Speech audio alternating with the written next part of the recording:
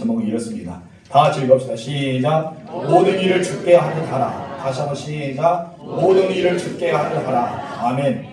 우리는 보내심을 받은 사명자입니다. 여러분 누구다고요? 보내심을 받은 사명자. 이미 우리는 예수 믿는 자로 부르심을 받았기 때문에 각자의 소명이 있을 것입니다. 그렇다면 이제 너희는 세상에 가라 라고 예수님께서 말씀했던 것처럼 우리는 보내심을 받은 사명자임을 기억하십시오. 교회 안에서만 우리는 사명을 감당하는 것이 아니라 교회 밖에서도 사명자의 삶을 살아야 할 줄 믿습니다. 초대교회 성도들이 그와 같이 교회 안에서나 교회 밖에서나 흩어지든지 어떤 곳이든지 그들은 그리스도의 제자임을 밝히면서 그러한 삶을 살았다는 것을 보게 됩니다. 부활하신 예수께서 제자들이 있는 곳에 나타나셔서 누가복음 20장 21절 중간에서 이렇게 말씀하셨습니다. 다 같이 읽읍시다. 시작. 아버지께서 나를 보내신 것 같이 나도 너희를 보낸다. 무엇이라고 말씀하셨습니까? 너희를 보낸다는 것이죠. 아버지께서 나를 이 세상에 보내신 것 같이 나도 너희를 보내겠다. 우리는 예수님 안에서 부르심을 받았기 때문에 부르심을 받음으로 소명 있는 자로 끝난 것이 아니라 이제 보내심을 받는 사명자가 되어야 할 줄 믿습니다. 우리들만 예수 믿는 것이 아니라 주변에 내가 예수 믿는 것을 알리고 또 예수 믿는 자의 삶은 어떤 것인지 보여주는 것이 우리에게 너무나 중요합니다. 우리는 예수님 말씀처럼 세상에 보내심을 받은 사람입니다. 그렇다면 우리가 보냄을 받은 이 세상은 어떤 것일까요? 여러분을 살고 있는 이 세상이 어떤 것일까요? 누가복음 10장 보면 예수님께서 70명의 제자들을 전도인으로 선택해서 2명씩 짝지어 보내면서 이렇게 말씀합니다. 우리 누가복음 10장 13절 말씀 읽겠습니다. 시작. 갈지어다 내가 너희를 보내니 어린 양을 이리 가운데로 보낸다 같도다. 어린 양을 어디로 보낸다? 이리 가운데. 세상은 일이다 라고 말합니다. 우는 사자가 가득한 곳이 바로 세상이었습니다. 우리가 보냄을 받은 세상은 각종 우상들이 가득하고 이방신들이 강력하게 역사하는 하마나 사단이 역사하는 곳을 가리켜 세상이라고 말합니다.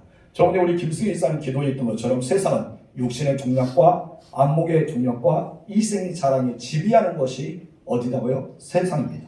여름 가서 파송받은 자, 바로 사명을 이루어야 될 그곳이 그와 같은 사단의 권세가 있는 이리가 특수라는 그곳이 바로 세상이라고 볼 수 있습니다. 그런데 예수님께서 우리를 보내시면서 그냥 보내신 것이 아니란 것이죠. 우리가 왜 예수님께서 빛으로 보내셨는지, 왜 소금으로 보내셨는지 우리는 알아야 됩니다. 예수님은 산상수훈에서 마태복음 5장 13절과 14절에서 너희는 세상의 소금이다. 너희는 세상의 빛이다 라고 말씀하셨습니다. 이 말은 무슨 말씀일까요? 우리가 사는 이 세상은 소금이 필요한 만큼 썩어지고 부패되어 있다는 것이죠. 그래서 더 이상 썩지 않도록 그 부패를 막을 수 있도록 그리고 더 이상 상하지 않게 하도록 예수 믿는 사람을 세상에 파송하면서 소금의 역할을 감당하라고 했습니다.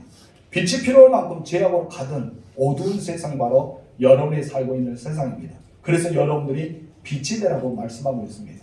우리는 빛을 나타내 보이는 근원이고 있습니다. 그러나 내가 빛을 스스로 내지 못하지만은 여러분들 예수 그리스도의 빛 대신 주님 앞에서 같이 비춰질 때 그 빛이 더 아름다울 줄 믿습니다. 여러분 이 달은 빛이 없잖아요. 달 자체가 빛은 아닌 것이 아닙니다. 태양의 빛을 반사해서 우리에게 비춰줄 때 달이 둥그렇게 보름달이 되고 반달이 되고 초승달이 되고 아름다운 달의 모습이 나타난 것처럼 우리 주님의 강력한 빛을 우리에게 비춰줄 때 나를 통해서 빛의 역할을 감당할 수 있는 그런 사람이 되라는 말씀 중에 하나입니다. 예수는 이 세상을 우리에게 보내주셨습니다.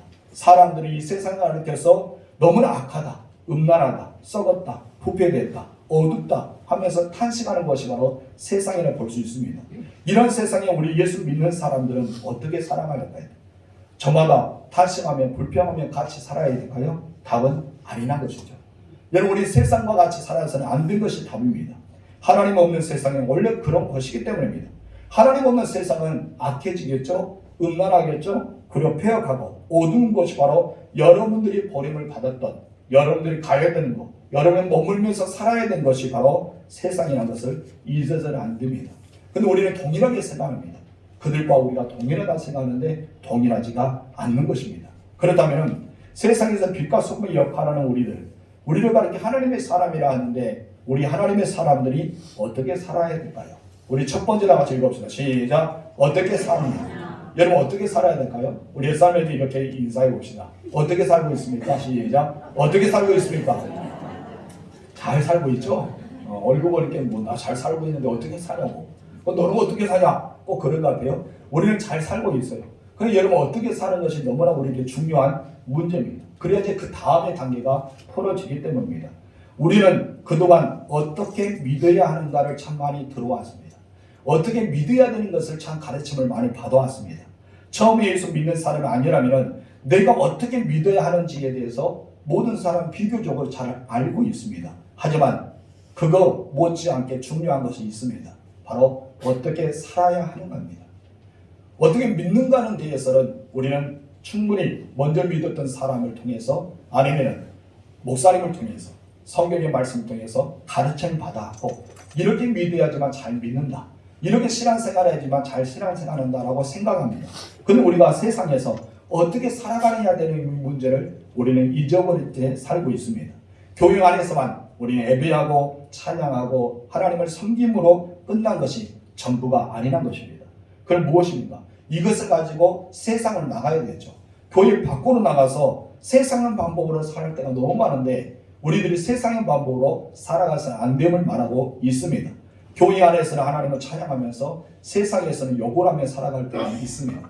교회 안에서 사랑한다면서 세상에서는 미워할 때가 있습니다. 교회 안에서 존중이 여긴다면서 세상에서는 그렇지 못할 때가 있다는 것입니다. 과연 여러분들이 그렇게 살아간다면 모든 사람들이 여러분들을 빛으로 보겠냐 이것이죠. 사람들이 여러분을 소금으로 대할 수 있냐 이것이죠. 소금을 많이 그것을 잃어버리면 어떻게 된다고요? 밖에 버리죠. 사람에게 밟힌 뿌리라고 합니다. 예수 믿는 사람들이 소금의 역할을 감당 못하면요, 여러분 세상에 버려질 수밖에 없습니다. 얼마나 불쌍합니까? 얼마나 짠합니까? 더 이상 예수 그리스도를 믿는 사람으로서 그 값어치를 할 수 없다고 볼 수 있습니다. 여러분은 사람에게 칭찬받고 있습니까? 여러분은 사람에게 으뜸으로 생각하고 있습니까? 잘하셨습니다. 그러나 우리들이 세상에서 소금의 역할, 빛의 역할 감당을 못하면 사람들이 여러분을 조롱할 것입니다. 세상의 사람들은 여러분이 예수 믿는 것을 중요시 생각하지 않습니다. 여러분을 구원받았던 것도 중요시 생각하지 않습니다. 그럼 그들은 무엇을 중요시 여길까요? 바로 그들이 예수 믿는 사람으로서 어떻게 사느냐, 이것을 중요시 여기죠. 예수 믿는 사람이 어떻게 살아가느냐 이것을 보기 때문에 그 사람들 그것을 중요시 여긴다는 것입니다. 여러분 어떻게 예수 믿느냐 이것도 중요하지만 예수 믿는 우리가 어떻게 살아가느냐 이것이 더 중요하다는 말씀을 여러분에게 드리고 싶습니다. 여러분 답은요 무엇입니까? 어떻게 살아가느냐 이것은 답은 관계입니다. 무엇이라고요? 관계. 내가 어떻게 살아가는가는 관계에 있습니다. 사람은 관계를 통해서 성장합니다. 사람은 관계를 통해서 사랑을 받습니다. 사람들은 관계를 통해서 행복을 느낍니다. 그리고 그것을 경험하면서 야 좋다라고 표현합니다. 때로는 이 관계를 통해서 아픔을 경험하고요. 사람과의 관계를 통해서 상처를 받습니다. 사람은 경계에서 더 이상 못 일어날 만큼 쓰러지고 넘어지기도 합니다. 그래서 이 관계는 때로는 행복을 주기도 하고 때로는 불행을 주기도 합니다. 때로는 웃음을 주기도 하고 때로는 울음을 주기도 합니다. 이것이 바로 관계입니다. 어떤 이들은 이렇게 말했습니다. 만남은 하늘에 속한 일이고 관계는 땅에 속한 일이다. 만난 것은 하나님께서 허락하여 주지만 만날 수 있다는 것이죠. 그런데 관계는요, 이 땅에서 내가 어떻게 살아가느냐에 따라서 달라집니다. 여러분, 관계는 만남은 물질적으로 내가 어떻게 해야 되는 일은 없어요. 하나님께서 만나게 하시기 때문입니다. 그런데요, 관계는 나의 수고와 나의 노력에 따라서 얼마든지 달라질 수 있습니다. 그래서 우리는 관계를 좋게 맺으려면 우리가 수고해야 돼요. 그래서 내가 노력해야 됩니다. 그래서 내가 나를 비워야 되겠죠. 그래서 노력하고 수고한 만큼 내가 없어진 만큼 관계는 더 좋아집니다. 그래서 여러분 능력이 있고 실력이 뛰어난 사람들도 모든 것이 다 갖추어졌다 하더라도 여러분 관계를 실패하면요 그 사람은 실패한 사람과 같습니다. 왜 그럽니까? 하나님 우리에게 관계를 주셨습니다. 아담 홀로 있기가 애로워 보여서 하와를 붙여주셨잖아요. 그것을 가리켜 관계랍니다. 에덴에서 쫓겨났던 아담과 하와 그냥 둘만 살아도 충분할 텐데 하나님 그들에게 자녀라는 관계를 붙여주셨습니다. 아담의 후손들은 나중에 무엇입니까? 마을을 구성하고 어떤 물을 구성하고 나중에 사회를 건설합니다. 이 모든 것은 무엇 중심이에요? 관계란 것입니다. 우리 교회도 마찬가지입니다. 신앙의 공동체로 예수 믿는 사람들 다 이곳에 모였지만은 여러분들은 함께 신앙생활해야 될 관계 중심으로 살아가고 있다는 것입니다. 여러분 관계를 소중히 여기세요. 하나님과 나의 사이도 무엇입니까? 관계죠. 예수님과 나와 무슨 관계입니까? 바로 주와 종의 관계도 될 수 있습니다. 관계가 너무나 중요한 것입니다. 그렇기 때문에 관계를 실패하면 모든 것을 실패한 사람과 같습니다. 반대로 관계를 성공하는 사람들은 모든 것을 성공하는 사람과 같다는 것입니다. 여러분 바울 역시 그리스도 안에서 관계를 중요시 여깁니다. 우리가 오늘 본문의 3장의 충대에 보면 18절과 19절을 보면 부부에 대한 관계가 나오고요. 20절과 21절의 말씀을 부모와 자식의 관계에 대해 나옵니다.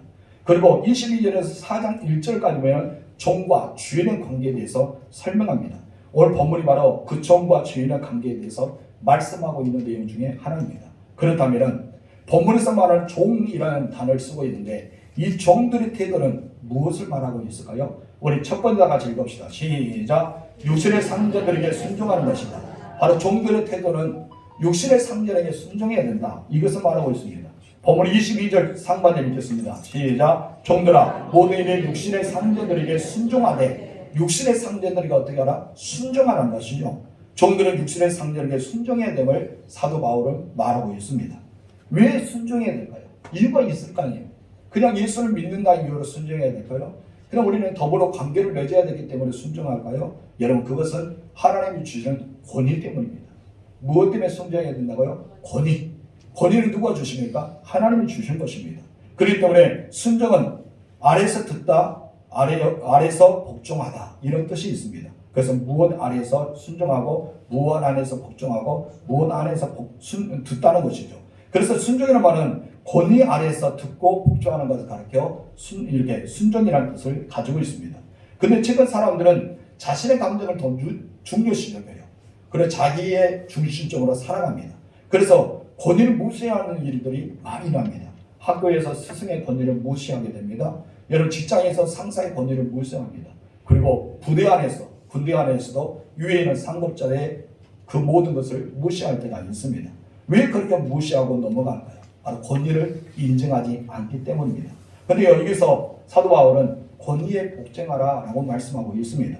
예전에 어떻습니까? 스승의 그림자도 받지 말아야 된다라고 학생들에게 말하는 일이 있었습니다.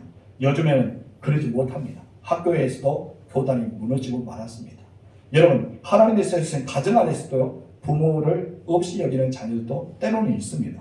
교회 안에서도 목사님의 권위를 인정 안 할 때도 있다는 것이죠. 왜 그럴까요?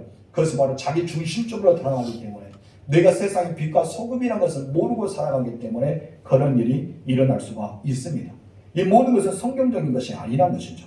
하나님의 사람들은 어디서 무엇을 하든지 우리는 진리에서 벗어나지 않는 한 그들의 순종하며 살아가야 될 줄 믿습니다.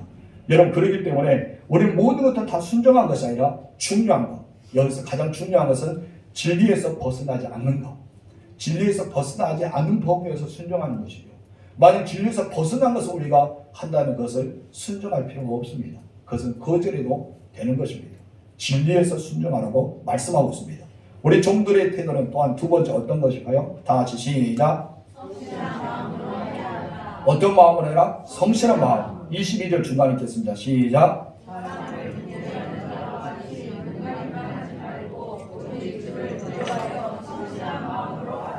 사람을 기쁘게 하는 자와 같이 무엇을 하지 말라? 눈가림을 하지 말라.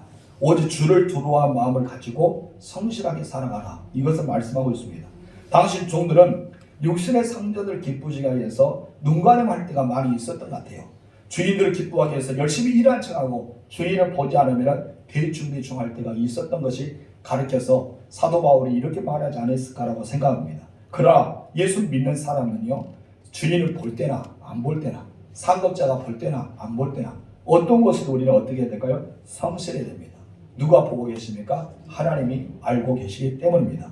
성실한 뜻은 이런 뜻이 있습니다. 다 같이 읽읍시다. 시작. 하나님 앞에서 꾸밈과 이성이 없는 거룩함과 진실을 말한다. 성실은 어떤 것이에요? 하나님 앞에 내가 꿈이 없는 거예요.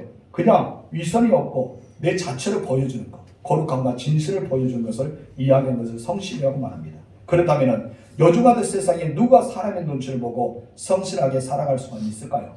과연 어떤 사람이 성실하게 살아갈 수 있느냐, 이것입니다. 단 한 가지입니다. 오늘 본문의 22절에서 그 답을 말하는 거였죠. 주를 두려워하는 자죠. 주를 두려워하는 자는 성실할 수밖에 없어요. 하나님 보고 계시기 때문에. 주를 두려워하는 사람이 되실 주님으로 축원합니다. 이런 사람들이요, 사람의 눈치를 볼 필요가 없어요. 왜? 주를 두려워하기 때문에. 사람의 기쁜 자로, 기쁘게 하는 자로 살아갈 수 없습니다. 왜요? 주를 두려워하기 때문에. 이럴 때에서 나를 보내신 주님을 생각합니다. 그 일터에서 주님이 원하시고 뜻하시고 살아가기 때문에 언제나 남보다 더 성실할 수밖에 없다는 것입니다. 그런데 예수 믿는 사람들은 교회 안에서는 하나님 보고 있다고 생각하는데 교회 밖에는 하나님이 안 계신다고 생각합니다. 그렇기 때문에 교회 안에서는 정말 믿음이 좋은 척, 은혜로운 척, 노하기를 더디한 척, 고상하게 교양 있는 처럼 살아가지만은 교회 밖에서는 어떻습니까? 그러지 못할 때가 있습니다. 여러분, 우리 자신을 돌아보십시오. 여러분, 교회 안과 교회 밖이 일치한 삶을 살고 있습니까? 교회 안과 여러분 가정이 일체의 삶을 살고 있느냐, 이것입니다. 우리들은 교회 안과 교회 밖에 동일하게 살아갈 줄 믿습니다. 여러분, 그런 삶을 살았던 사람이 있어요. 누굽니까? 요셉입니다. 요셉은 형들에게 미움을 받았습니다. 요셉은 형들의 미움 받아서 아버지 심부름으로 그들이 잘 있는지 한번 살펴보러 가는 동시에 그런 이스라엘 사람들에게 형들이 요셉을 팔아버렸습니다. 어떻게 형들은 은 20을 가지고 이 동생을 팔아버리는 그런 안타까움을 범하게 됩니다. 이스라엘 사람들이 이제 애굽으로 우연히 내려오게 되죠. 이스라엘 사람들이 요셉을 가지고 종으로서 우연히 내려오다가 보디발을 만납니다. 애굽에서 보디발을 만나서 이 보디발이 요셉이 마음에 들었는지 몰라도 요셉을 돈을 주고 삽니다.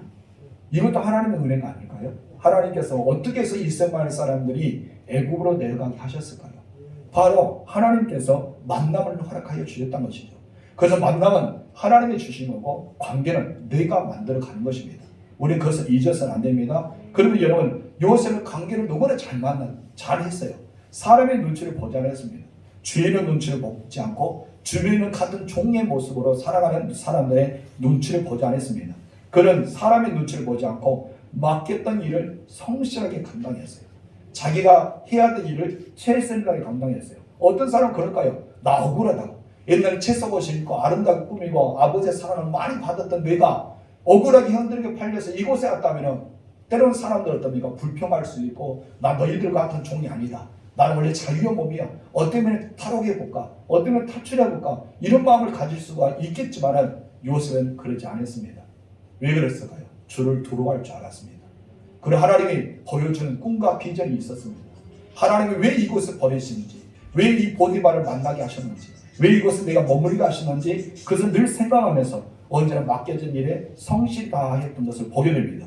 우리 창세기 볼까요? 39장 2절에 3절 시작. 여호와께서 요셉과 함께 하심으로 그가 형통한 자가 되어 그의 주인 애굽 사람의 집에 있으니 그의 주인이 여호와께서 그와 함께 하심을 보고 또 여호와께서 그의 범사에 형통하게 하심을 보았더라. 여호와께서 그와 함께 하심을 어디에다 보며 또 여호와께서 그의 범사에 형통하게 하심을 보았더라. 보고 보았다는 것이죠. 지금 요셉의 신분은 어떤 신분입니까? 노예의 신분입니다. 옛날처럼 자유의 신분이 아니에요. 아버지의 야곱의 사랑을 받았던 그 자녀가 노예가 되어서 종으로 팔려왔기 때문에 지금 자기는 종의 신분, 노예의 신분이었습니다. 얼마든지 노예는 어떻게 대충 할 수 있고 주인의 눈치만 보고 살아갈 수가 있습니다. 그러나 여러분, 요셉은 그러지 않았습니다. 자기 인생을 비관하지도 않고 형들을 원망하지도 않고 주인의 눈치를 보지도 않고 요령을 피우면서 살아가지 않고 최선을 다해서 살아갔습니다. 그때 어떤 모습입니까? 하나님이 그와 함께 하심을 보여주었다는 것이죠. 그들이 믿음의 신앙을, 삶을 보여주었어요.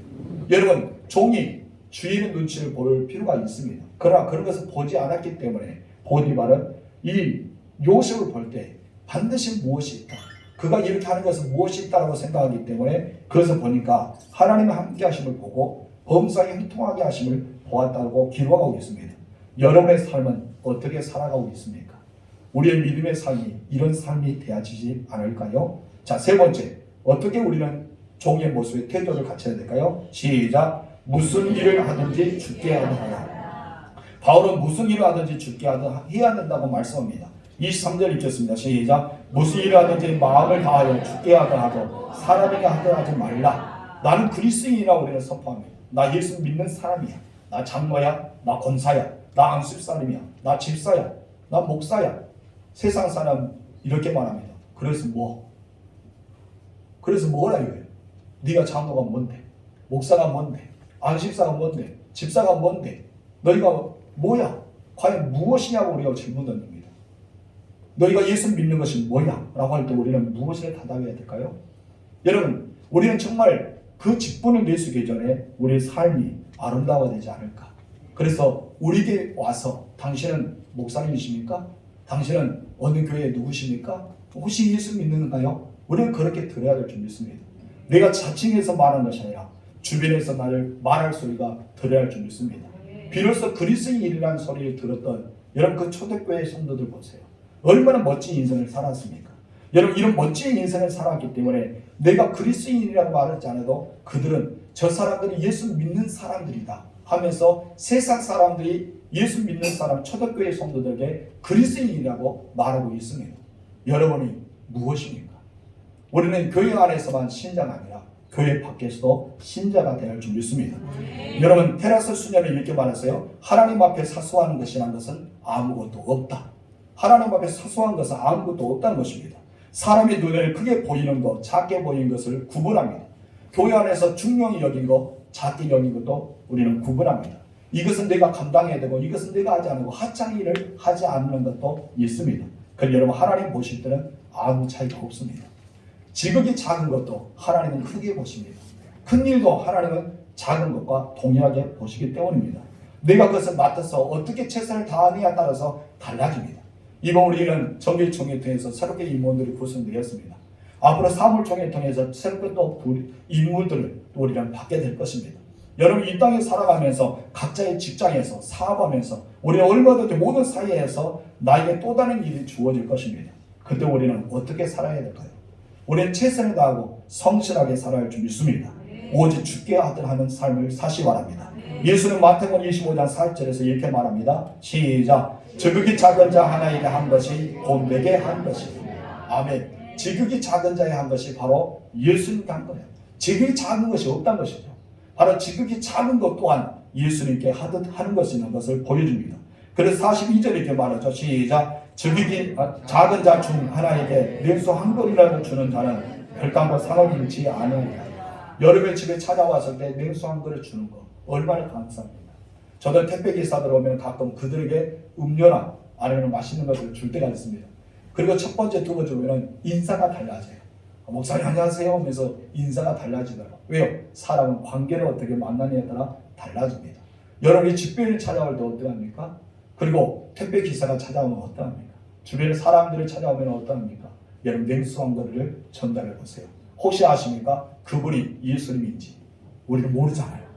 혹시 그분이 예수님인지 모르잖아요. 혹시 그런 옷이 허드라고 입은 사람들이 여러분에게 찾아왔다면 어떻게 해야 될까요? 우리는 냉수 한 그릇도 줄 수 있는 사람이 되어야 할 줄 믿습니다. 여러분 지구상에는요 수없이 많은 직장이 있어요. 많은 직업이 있습니다. 그런데 여러분 이 모든 직업은요 낮고 허하고 처한 것이 없다는 것이죠. 그 모든 직장은 다 필요합니다. 이 모든 직장이 있기 때문에 여러분 이 사회가 공존하면서 돌아가고 있습니다. 만약에 하나라도 헛되고 없다면 어떻게 될까요? 더럽고 추악한 이 삶이 될 것입니다. 우리의 모든 삶은요 그와 같이 살아가야 됩니다. 바울은요 무슨 일을 하든지 마음을 다하여 죽게 하라 라고 말씀합니다. 성도 여러분 여기서 우리가 중요한 것은 제도나 조직이나 명령이 사람을 변화시킨 것이 아니라는 것이죠. 여러분 어떤 강요에 의해서 사람을 변화시킨 것이 아니라는 것이죠. 억압을 통해 사람을 변화시킨 것이 아닙니다. 그럼 무엇으로 사람을 변화시킵니까? 마음입니다. 오늘 본문에 무엇이랍니까? 무슨 일 하든지 마음을 다하라고 했습니다. 마음을 다하라. 사람을 감동시키는 것은 마음입니다. 사람을 움직이시키는 것도 마음입니다. 사람을 변화시키는 것도 무엇입니까? 마음입니다. 여러분 주변의 사람들 마음을 다해 사랑하십시오. 아멘. 마음을 다해 섬기십시오. 마음을 다해서 여러분 그 일에 성실히 감당하십시오. 그렇다면 하나님 놀라운 애가 일어날 줄 믿습니다. 예수님 이 땅에 살아가면서 노예 제도를 폐지하라고 말씀한 적이 없습니다. 그러잖아요. 예수님 이 땅에 살아가면서 로마를 완전 물리쳐야 된다. 로마의 군대를 쫓아내야 된다라고 말씀하지 않으셨습니다. 예수는 이 땅에 살아가면서 무엇을 했습니까? 낮고 천한 자를 사랑하셨습니다. 예수님 때는 능력도 당하셨습니다. 멸시도 받았습니다. 예수님은 천대도 받으셨습니다. 그러나 예수님은 세리와 장녀들의 친구가 되어 주셨습니다. 사람들이 부정하다 여겼던 사만의 여자도 만나서 그곳에서 변화시키는 장면이 우리는 보았습니다. 예수님은 그들의 눈물을 닦아주고 그들의 품으로 안으시고 저들의 질병을 고쳐주시면서 예수님이 한 사람 한 사람을 오른만지면서 살아왔습니다. 그들의 마음이 변화되니까요, 그들이 예수님을 따르기 시작합니다. 자기들이 예수님의 제자처럼 예수님이 가는 곳마다 그들이 머물러 서 있었습니다. 예루살렘과 갈릴리는 굉장히 먼 거리입니다. 그리고 그들은 예루살렘에서 갈릴리까지 내려가는 과정에도 마다하지 않고 그곳까지 가서 예수님께 가까이 했던 사람들이 그 사람들입니다. 무엇이 있었을까요? 하나님은 바로 마음을 사랑하셨다는 것이죠. 그들 마음을 받았기 때문에, 바로 예수님의 사랑을 마음으로 받았기 때문에, 예수님이 친구 되심을 마음으로 받았기 때문에 그들이 움직이게 되고 변화가 되고 그들은 달라지는 삶을 살았습니다. 여러분 가정에도 마음을 다해 사랑하시기 바랍니다. 여러분 중심에는 마을이나 아니면 직장 생활이나 삶의 터전에도 마음을 다해서 사랑해 보시기 바랍니다. 그렇다면요, 여러분 마음이 그 사람을 변화시키고 그 사람을 움직이게 할 것입니다. 여러분에게 따뜻한 마음이 있어야 줄 믿습니다. 함께하는 마음, 이해하는 마음, 용서하는 마음, 사랑하는 마음, 죽게 하는 마음, 바로 그 마음을 사람을 보고 변화시킨다는 것입니다. 우리는 무슨 일을 하든지 마음을 다해서 죽게 해야 할 줄 믿습니다. 그럼 두 번째 다 같이 읽읍시다. 시작. 어떻게 해야 하나? 그러면 내가 죽게 하는 삶을 살아야 했는데 어떻게 하면 죽게 하는 삶을 살 수 있을까요? 첫 번째 같이 읽읍시다. 시작. 모든 일과 관계의 중심에 주님이 있어야 한다. 모든 일과 관계의 중심에 무엇이 있어야 한다? 주님이 있어야 된다는 것이죠. 사도 바울은 에베소 5장에서 남편과 아내를 사랑함에 대해서 가르칩니다. 그러면서 주께서 교회를 사랑하는 신과 같이 사랑하라고 말씀하죠. 에베소 5장 25절 시작. 남편들아 아내 사랑하기를 그리스도께서 교회를 사랑하시고 그 교회를 위하여 자신을 주신 것 같이 하라. 아내를 남편에게 복종하는 것도 죽게 하다 하라면서 말합니다. 21절 시작. 아내들이여 자기 남편에게 복종하기를 죽게 하다 하라. 또 자녀들에게 부모에게 순종한 것을 가르치면서 순종의 주 안에서 기쁘게 하는 것이라고 말씀합니다. 우리 20절 말씀 시작. 자녀들아 모든 일에 부모에게 순종하라. 이는 주 안에서 기쁘게 하는 것이라. 그랬더니 바울은 왜 남편들과 아내들과 자녀들과 종들에게 이렇게 하라고 말씀할까요? 여러분 보시기 바랍니다. 여러분 남편에게 아내를 사랑하면서 왜 교회를 사랑같이 사랑하라고 했을까요? 아내들에게 남편을 복종함에 있어서 말하면서 왜 죽게 하라고 말씀하셨을까요? 자녀들의 부모에게 순종함을 가르치면서 왜 주 안에서 기쁘게 하는 것이라고 말씀했냐 이것이죠. 오늘 본문에서도 종들에게도 무슨 일을 하든지 왜 마음을 다하여 죽게 하라고 하셨을까요? 답은 따릅니다. 어떤 것입니까? 바로 모든 일과 관계의 중심에 주님이 계시기 때문입니다. 남편과 아내 사이에 누가 계세요? 주님이 계십니다. 부모와 자녀 사이에 누가 계십니까? 주님이 계십니다. 여러분의 마을 사람 한 명과 마을 사람과 함께 공동생활하는 그 자체 가운데 누가 계신다고요? 주님이 계십니다. 우리는 늘 주님이 계심을 알아야 됩니다. 나의 모든 삶에 주님이 계시기 때문에 죽게 할 수가 있습니다. 그래서 호람되어라는 단어를 씁니다. 하나님 앞에서. 호람되어. 하나님 앞에서. 우리는 하나님 앞에서 살아가야 됩니다. 요셉은 자기가 하나님 앞에 서 있다고 생각했습니다. 그럴 때 모든 일을 하나님이 보신 것처럼 하나님께 하듯 그런 최선을 다해서 했다는 것입니다. 두 번째 다 같이 읽읍시다. 시작. 주께 받을 상을 기억해야 된다. 사도 바울은 우리가 왜 마음을 다해서 주께 하든 인생을 사랑하고 헌신하고 성실하게 살아가야 된다. 그에 대해서 가르치면서 24절 상반절에서 이렇게 말합니다. 시작. 이는 기업의 상을 주께 받을 줄 아나니. 기업의 상을 뭐한다? 받을 줄 안다. 이 기업의 상을 받을 줄 알기 때문에 하나님이 주시는 은혜 가운데 내가 있는 삶의 터전에서 최선을 다하면서 살아가야 된다고 말씀합니다. 여러분 이렇게 살아가다 보면 부당한 대우도 받을 수 있습니다. 여러분은 없이 여길 수 있습니다. 여러분의 능력할 수도 있습니다. 여러분을 천대할 수도 있습니다. 그러니 여러분 그것을 개의치 마세요. 내가 오해받고 손해볼지라도 마음을 다해 죽게 하다 하면요 하나님께서 기억하시고 반드시 여러분에게 갚아주십니다. 가장 선한 방법으로 여러분 좋은 곳으로 책임져 줄 줄 믿습니다. 저는 가끔 이렇게 생각해보세요. 요셉이 억울하게 감옥에 들어갔잖아요. 보디발은 요셉의 그 마음을 알 것입니다. 나중에 요셉이요 감옥에 나와서 총리가 됩니다. 보디발이 요셉을 봐야 됩니다. 어떻게 봤을까요? 보디발 아내가 그를 어떻습니까? 거짓된 정보를 통해서 자기가 유혹해 놓고 이제는 요셉이 자기를 유혹해 갑니다. 그런데 요셉이 자기의 상전이 될 줄 몰랐습니다. 바론의 이름만 가지고 있는 왕이고 이 애굽의 전 총리 모든 걸 통치하고 관리하고 다스리는 사람이 요셉이었습니다. 보디발의 아내는 어떻게 생각했을까요? 여러분 그것을 생각하지 않으세요? 우리들 세상에 나가면서 천대받을 수 있고 오해받을 수도 있고 능욕받을 수도 있고 업신여길 수 있습니다. 그래서 여러분 나중에 여러분이 위에 있다고 생각해 보세요. 여러분은 나중에 하나님 높은 자가 된다고 생각하면서요. 그 사람들이 어떻게 생각할까요? 우리는 모든 일을 주께서 하시는 은혜에 따라서 주님을 잘 섬기는 자가 되어야 할 줄 믿습니다. 그렇다면 주께서 왜 상을 주시다고 말씀하셨을까요? 그것은 다 하나입니다. 주님을 섬기는 일이기 때문입니다. 24절 중간 시작. 너희는 주 그리스도를 섬기느니라. 우리가 주님을 섬기는 만큼 하나님께서 그일 만큼 상을 주신다는 것입니다. 성도 여러분, 여러분들의 종임을 기억하십시오. 우리는 예수 그리스도의 종임을 선포하십시오. 그런 삶을 악하고 음란하고 썩어지고 부패하고 시기하고 질투하고 다투고 분쟁하는 이 다양한 죄가 가득한 이 세상에, 이 어두운 세상에 여러분 빛의 역할을 감당하세요. 부패된 세상에 소금의 역할을 감당하세요. 그래도 우리는 구별된 자로서 거룩한 자로서 그리스도의 종으로서 만국의 영향을 끼칠 수가 있기 때문입니다. 여러분 바닷물이 짭니까? 미지근합니까? 시원합니까? 짜죠. 여러분 바닷물의 염분이 소금이 얼마나 있는 줄 아세요? 2.7%입니다. 소금이 2.7%예요. 2.7%가요 97.3%의 바닷물을 썩지 않게 보존해 줍니다. 엄청나지 않아요? 만약 여러분들이 그런 빛의 색깔을 한다면 여러분 바닷물에 소금이 영향을 주다며 이 바닷물은 짜지 않고 여러분 오염되지 않고 썩지 않습니다. 우리 예수 믿는 사람은 그 1.7%의 역할을 감당해야 됩니다. 여러분들이 바다에 오염되지 않도록 막았던 소금 염분의 1.7% 때문에 97.3%가 보호되잖아요. 진도 땅에 10%가 되지 않은 그리스도인들이 있습니다. 여러분 진도 땅에 10% 되지 않은 그리스도인들이 소금과 빛의 역할을 감당한다면 우리 진도를 뒤흔들어 놓습니다. 우리 진도를 변화시킬 수가 있다는 것입니다. 하나님의 사랑 우리들 마찬가지 아닐까요?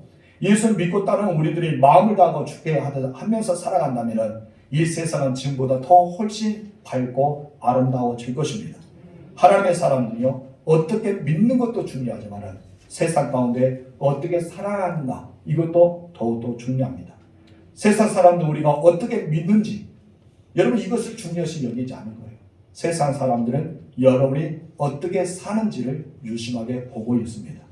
우리가 손을 두고 손뼉을 치고 하나님께 예배하는 것 중요시 여기지 않습니다. 세상 사람들은 여러분들 세상에서 빛으로 살아갔는지 아니면 소금으로 살아가는지 아니면 예수 믿는 사람과 믿지 않은 사람들의 구분되어서 좀 다르게 살아간 것을 그것을 주목하고 있는 것이지 여러분의 믿는 것에 대해서 별로 관심 없어요. 여러분 제가 세상 사람 만나서 목사라 해도 그들은 저를 높이 보지 않습니다. 여러분 직분이 된다 해서 여러분을 존중하지도 않습니다. 여러분 어떻게 살아가느냐에 따라서 세상 사람들은 다르게 평가할 것입니다. 저는 사도행전에 나와 있던 주변에 예수 믿지 않은 사람들이 예수 믿는 사람을 칭찬하고 칭송하고 찬양해 드렸던 것처럼 저는 여러분들이 그렇게 되기를 소망합니다. 그렇다면 여러분 어떻게 될까요? 모든 일을 마음을 다해서 주께 하는 사람을 찾은 것처럼 여러분 그런 사람이 되어야 줄 믿습니다. 따라합시다. 모든 일을 마음을 다해 주께 하도록 하자. 다시 한번 시작. 모든 일을 마음을 다해 주께 하도록 하자. 그런 삶을 살아가실 줄로 축원합니다. 하나님 아버지 감사합니다. 내가 어떻게 믿는가 우리는 너무나 중요하지만 세상에서는 내가 어떻게